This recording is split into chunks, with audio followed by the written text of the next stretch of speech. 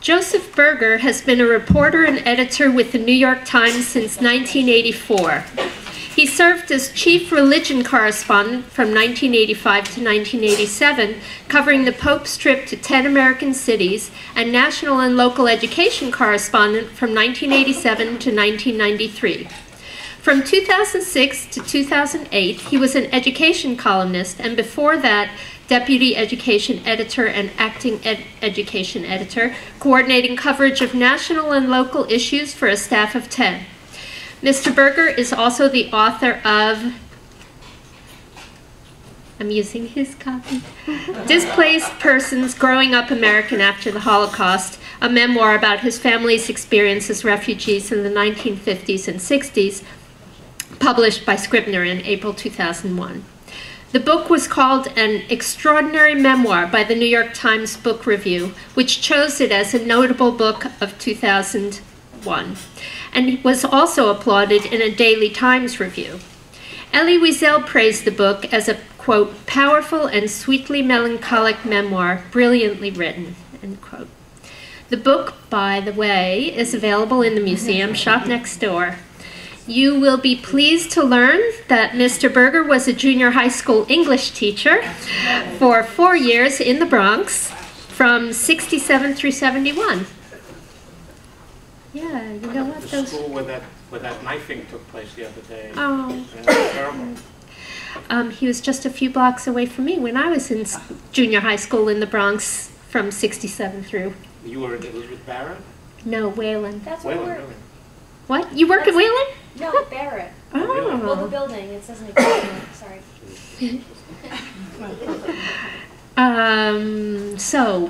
Please help me welcome Mr. Joseph Berger to speak with us today about children of survivors of America. Yeah. I put this in a cup because the plastic is wobbly, but the cup is dirty, so don't drink from the cup. Okay. So don't what? I'm sorry? Don't drink from the Okay. Yeah. All right. Thank you all. And thank you for asking me to come and speak today. Appreciate that. My book is a memoir of growing up as a son of immigrants, refugees who came to this country in 1950, having lost their homes and most of their relatives in World War II. And I want to tell you a story that crystallizes for me the reasons why I think the topic was compelling. About 6 or 7 years ago, I went to a funeral in Connecticut. A father of a friend of mine had died. The man was a Holocaust survivor who I never met, and his daughter, my friend Gina, gave his eulogy. So it was a graveside ceremony in a small cemetery in Connecticut, you know, where the gray tombstone stood out against the snow because it was that kind of day. And she stood up in the cold and talked about her father's, what she called, epic life. Now, the details of how he survived the war and who in his family he lost, I no longer remember. But one detail that Gina mentioned, I will never forget. She remembered how her father, after he had come here from Europe as a refugee and started earning a living, used to take the family to Orchard Beach in the Bronx. And there he would play the mandolin. Now, one reason I was so moved by this detail is my family used to go to Orchard Beach in the Bronx. In fact, there was a whole refugee section, Jewish Holocaust survivors. And there were people who were playing these un-American instruments, like the mandolin. It's even possible I heard Baruch Schwartz, her father, play the mandolin long before I became friendly with his daughter. But the other reason I was so moved by this detail is that once again, I was put in touch with the fact that here were people who had suffered so much, yet they still found within them the resources to take their children to Orchard Beach and play the mandolin. You know, so much has been written about the Holocaust survivors, what they went through during the war, the Fiddler on the Roof lives before the war, that the world sometimes complains of Holocaust fatigue. But you know, not enough, I think, has been written about a triumphant, what I consider a triumphant chapter, which is how the survivors managed to heal the wounds of the war and rebuild their lives in this country. So most of it is quite bittersweet. I mean, people were forever scarred. I don't want to minimize that. And they never stopped mourning. But I think overall, what their lives show is a triumph, is a story of triumph about the human spirit's ability to recover from these kinds of catastrophes and prevail over adversity. You know, after all, if you think about it, that the survivors came out of the war alive was often a matter of chance or whim. They showed up at Auschwitz. One group went to the right and was killed. The other group went to the left and went to a work detail. And the decision was not made by them, it was made by a Nazi commandant. But that they rebuilt their lives in this country was not a matter of chance or whim. I would argue that it required determination, courage, and actually a sense of optimism about what the future held. And I wanted to convey some of that endurance and perseverance and pluck that I think the survivors exhibited as they went about making new lives for themselves in this country. There were 140,000 refugees who immigrated between 1946 and 1953 and came to this country. And what made them different than most other immigrants is that they didn't just come here seeking America's legendary opportunities. You know, the streets are paved with gold and all that was true of the Lower East Side generation. Most of the refugees came here because they had no place to go back to. They had been stripped of their homes, their parents, their family, their larger families, their brothers and sisters, their villages, their neighborhoods. My father, who came from Poland, and my mother, who also came from Poland, from a resort town outside of Warsaw, the Catskills of Warsaw. They went back to Poland after the war. They had survived the war in Russia. They, you know, long story, complicated tale, different stories, but they fled the Nazis. My father was actually drafted into the Soviet army because the Soviets had taken over his part of Poland. They ended up in Russia. They met, married. In 1943, they married. 1945, I was born in Russia, in the Ural Mountains, which is close to Siberia. So after the war, my father didn't think of America. He went back to Poland. They were in Warsaw a few months, in the Warsaw area, in a refugee camp there, when they heard about this pogrom in the city of Kielce, K-I-E-L-C-E. 40 Jews were killed because of some blood libel that they had sacrificed some young kid who was found dead. 40 Jews were killed. So my father said, I'm getting out of here. I don't want to live in Poland anymore. And he made his way, smuggled his way, he and my mother and myself, my brother wasn't born yet, smuggled their way to Berlin, where there were displaced persons camps, refugee camps. So that's how people made decisions about where they were going. It wasn't the same way as in the Lower East Side when they knew they wanted to take advantage of America's opportunities. Most of the survivors were of a certain age, in their 20s or early 30s, because few of the very young and the old survived the concentration camps. The Nazis basically did not want young children because they couldn't work, and they didn't want old people, and by old people they defined somewhere above 40. So at my age, you can imagine, and I'm still working, anyway. Anyway, the few of the very young and the old survived the concentration camps or could withstand the rigors of hiding or flight. So most of them were this whole group, 140,000, most of the adults in that group, and they were mostly adults, were in their 20s and 30s.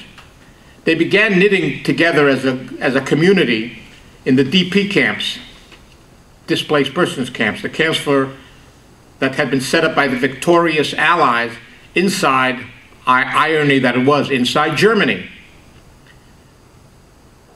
The survivors, as they waited in these DP camps for 3, 4, sometimes 7 years for visas that would admit them to Palestine, the United States, Australia, and a handful of other countries that, however grudgingly, were willing to absorb refugees. And by the way, this is not a particularly admirable chapter of American history.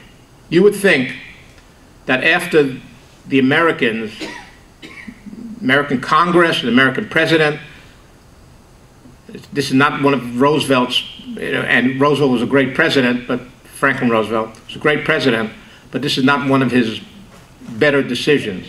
Anyway, they basically did not take in refugees before the war, knowing that they were being killed and beaten, and the synagogues being burned, and the homes being burned.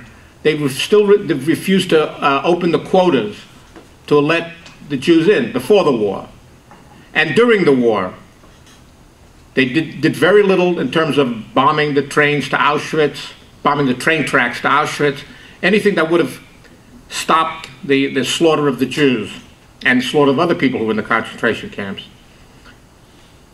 And so you would think after the war they said, oh, you know, we goofed. We'll take everybody in who survived, who's homeless, who's a refugee. We'll just take them all in. That's not what happened. There was a long debate in Congress. It went on till 1948 when they opened the quota a little bit and allowed a certain, several thousand more Jews in. It wasn't until 1950 that that Congress finally, under Harry Truman, finally let in thousands of the refugees. But so the survivors waited in these refugee camps, scattered all over Germany, some in Austria, some in Italy. But they didn't wallow and they didn't idle there. They were incredibly productive. They started schools for the kids that they were having. They started synagogues. There were 70 newspapers being published in those DP camps. Can you imagine these scrawny skeletons who had survived the concentration camps editing newspapers? They had boxing clubs, they had opera performances. Anyone who had a talent would often use it in that way. And the survivors also began finding mates for their new lives and making the friends who would replace the families they had lost. Now, these marriages were often as convenient as they were romantic. I don't know how many of you know a little Yiddish, but a phrase I often heard growing up was, Hitler hat gemacht de Shidduch. Hitler arranged my marriage. And it was a kind of sarcastic, ironic way of saying, I wouldn't have married this guy had there not been a war. You know, people from very different backgrounds, different parts of Europe came together because they were hungry to begin living life again and to start families to replace the families they had lost, as I said. Men and women came together because they could no longer bear being alone,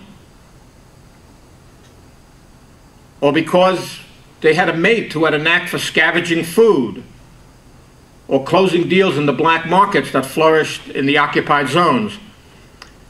One of the nice things when you write a book is you start hearing from people you hadn't heard from for decades. I got a call a few months after my book came out from a man named Henry Nugel. He said, in his refugee accent, "Joey, you remember me?" I said, no. He says, "I used to own the candy store around the corner from where you were growing up." I said, "Oh, Henry, you know, when you were a kid, you remember the guys who owned the candy store, because that's where you went for a chocolate bar. That's where you went for a Spalding. I mean, you know, candy store's a big institution in a little kid's life." So I remembered Henry Nugel, and he tells me a little bit about himself, and he says he wants to talk, he wants to call my parents up. So I give him my parents' number, and 5 minutes later I get a call from my mother. "Joey, I'm inviting Henry to the house for dinner. I want you to come." Or lunch, it's lunch.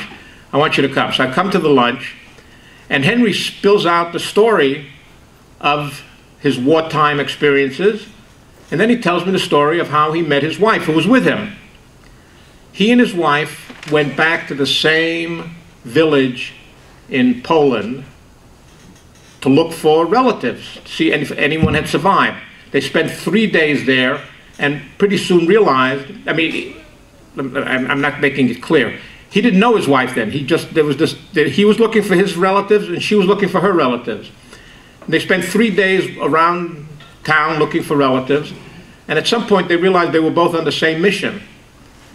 There were no relatives. Nobody survived in their families. But so Henry turned to this woman that he didn't know, and he saw wandering around. He says, "You know, you and I are all alone in the world. Maybe we should get married." And they did get married, and they had a marriage that lasted probably 50 years at that point, because that's when he came to my parents' house. The survivors also made decisions to have children, sometimes to recapture the family slain by Hitler, sometimes just to give themselves a source of pleasure and hope. As I said, I was born in Russia in the war's final months, but my brother Josh was born 2 years later in the Schlachtensee displaced persons camp on the margins of Berlin. He's now a dermatologist in the Bronx. And we have a sister, Evelyn, who was born 12 years after me in the Bronx, and she's a true American. She was born a citizen.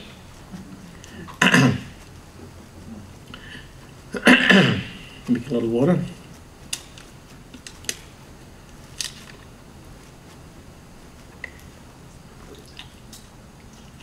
Now, the refugees came over to the United States in these wobbling merchant marine vessels that had earlier been used to transport the GIs to the European theater. In New York City, the survivors weighed down with these valises. We never used the word suitcase, valise. That was a suitcase. With these valises and duffel bags. They were put up in these shabby West Side hotels with names like the Marseille and the Whitehall. Some of these hotels are like multi-million-dollar co-ops these days. But in those days, they were SRO hotels, and that's where they put the survivors up. The various organizations like Hayas, Joint, took care of that, Nyana. Or they were put up as boarders in the tenement apartments of aging Jewish widows. My family, after we lived in a hotel for a couple of weeks, and then were thrown out, lived with a widow in the Bronx in one room. Once settled, they began to work long hours, sewing dresses and draperies, tending dim luncheonettes and laundromats, reupholstering sofas, or peddling door to door.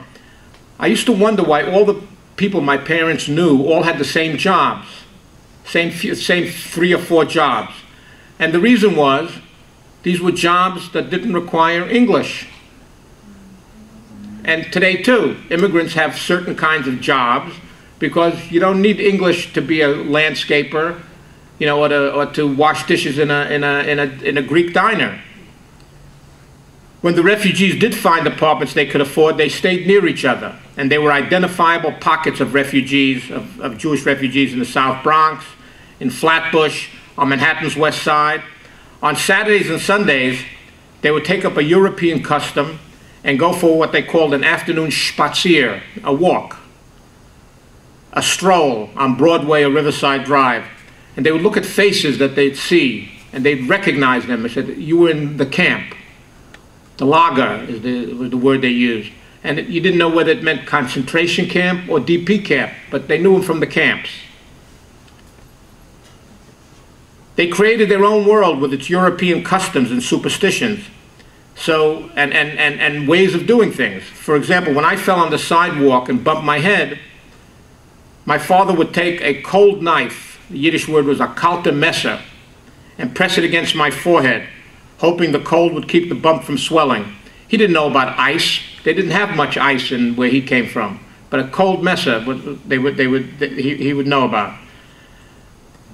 When I had an earache, my father didn't rush out to take me to a doctor because doctors were expensive, and these were the days before Medicaid. So he put some kasha, some buckwheat, in a frying pan, heated it up, and he put the kasha in a sock. We had a special sock for this occasion. He tied it up, and he put it against my ear. And, you know, often it would heal because, as someone told me later, there's actually a medical rationale for this kind of compress, as he called it, because it takes away the fluid in your ear. The heat takes away the fluid in your ear, so it minimizes the infection. To me, it was my father's way of taking care of me in a way that showed his love for me. Of course, it may also explain why I don't hear so well these days. So there were all aspects of refugee culture. There was the trips to Orchard Beach. They used to play this game of knock rummy. That was their favorite card game for some reason. They would go to the Yiddish theater. They would send their kids to Shalom Aleichem schools to learn Yiddish occasionally. There was a West Side cafeteria famous for refugees that Isaac Bashevis Singer, the Nobel Prize-winning Yiddish writer, wrote about.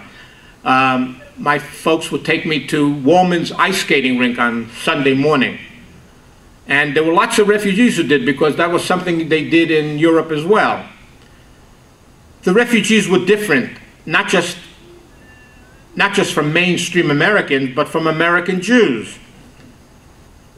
And, you know, when we lived in a place like the Bronx, we were surrounded mostly by American Jews. It was not a particularly refugee haunt.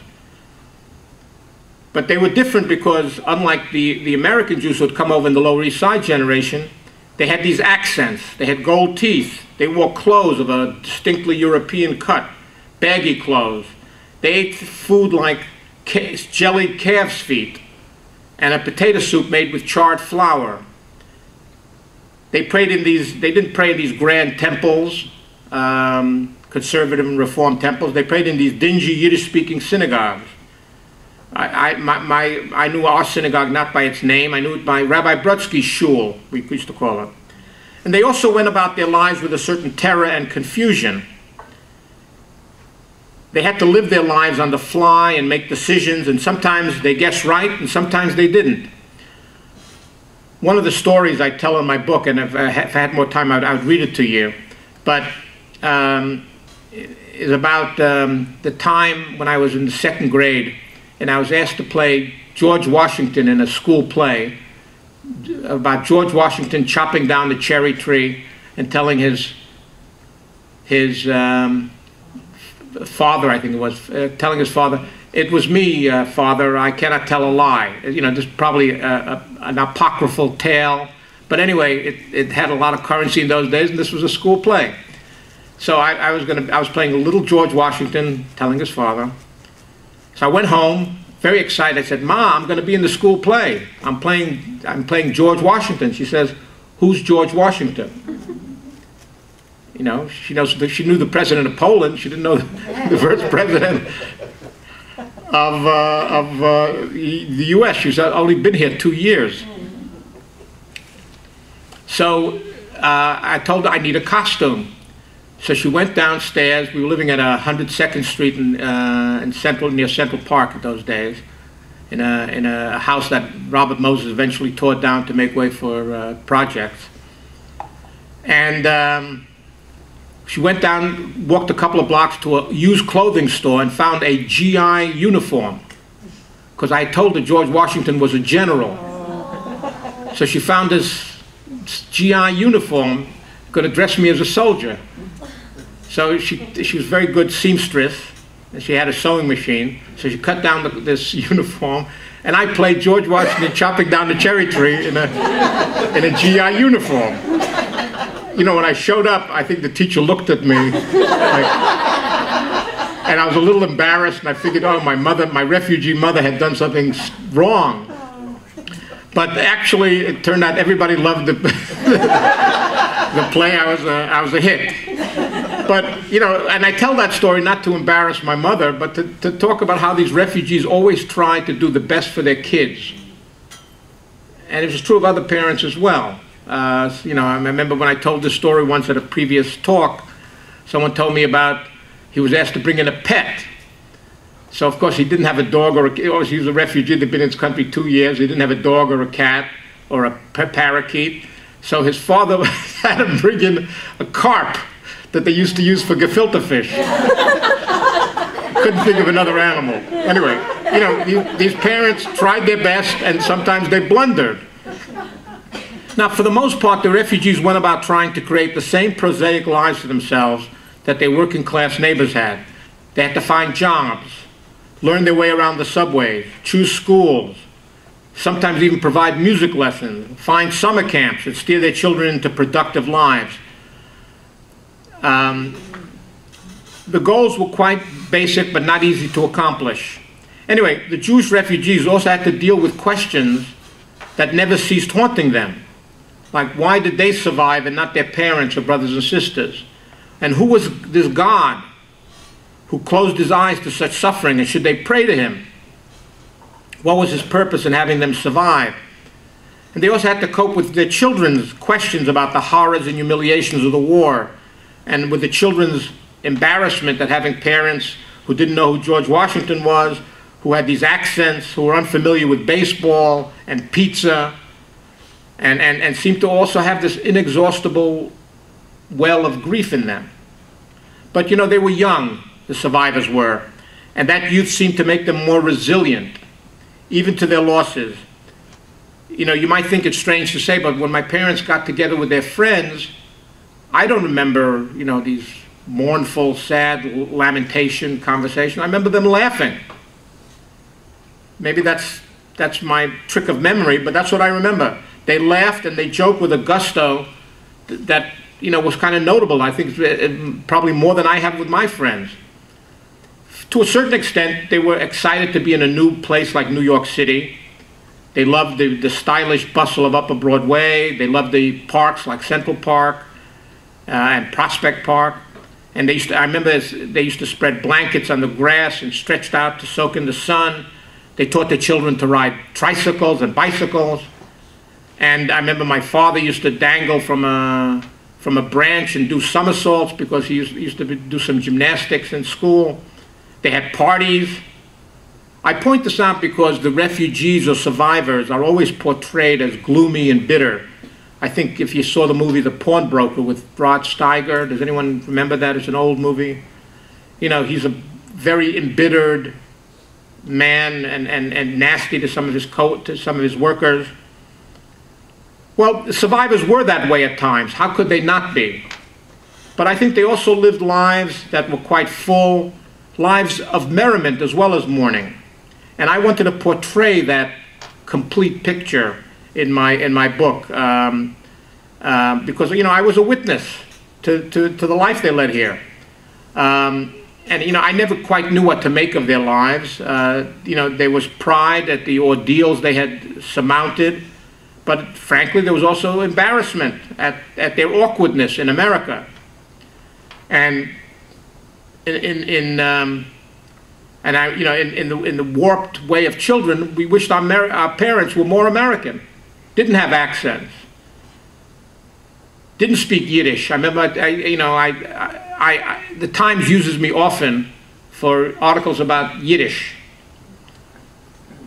but I don't speak Yiddish that well, because I was one of these kids who told his parents, as some immigrants do today as well, we're in America now, stop speaking Yiddish.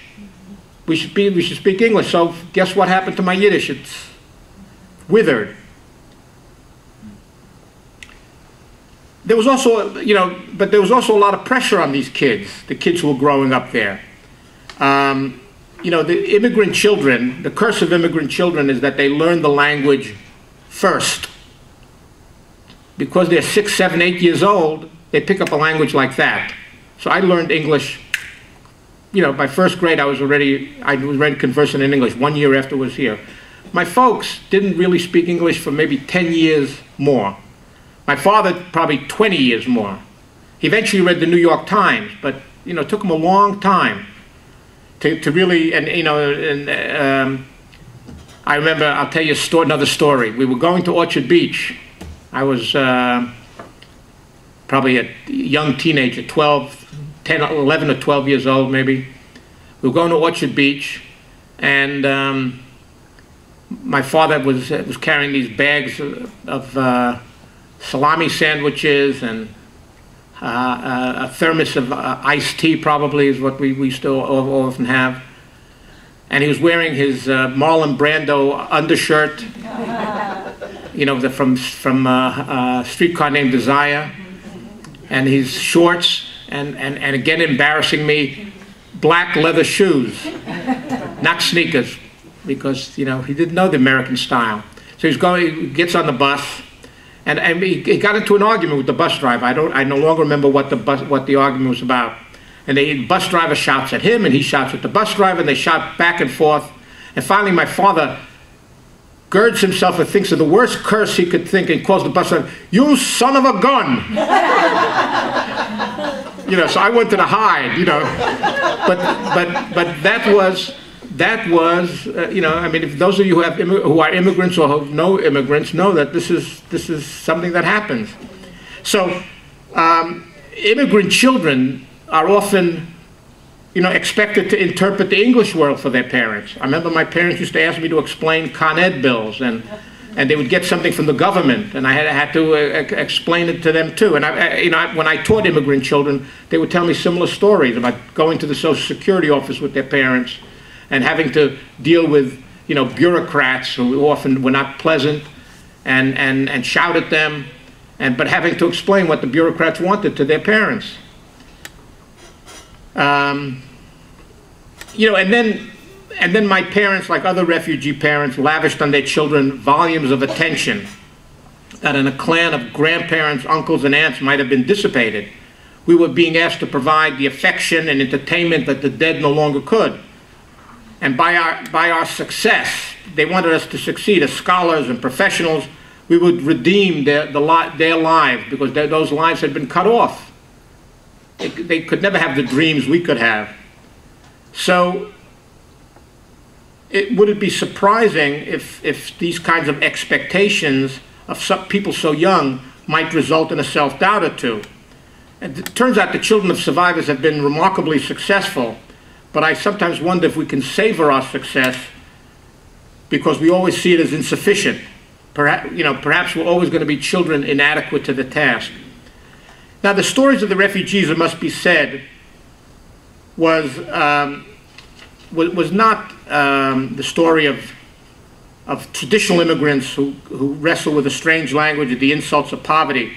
Don't forget, the Holocaust refugees had no families to help them here. They had no place to which they could return. And they had this inescapable shadow of the past. Yet, the survivors managed to create what I think is an impressively successful community. Sociological studies that have been conducted in last couple of decades show that far from the stereotypes of people crippled by fear and anxiety, the survivors achieved quite sturdy lives. For the most part, entered the middle class, moved beyond, raised children who became professionals and business people.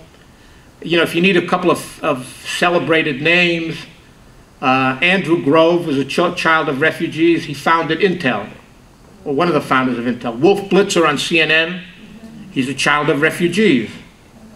Max Frankel, who became executive editor of the New York Times about 20 years ago, child of refugees.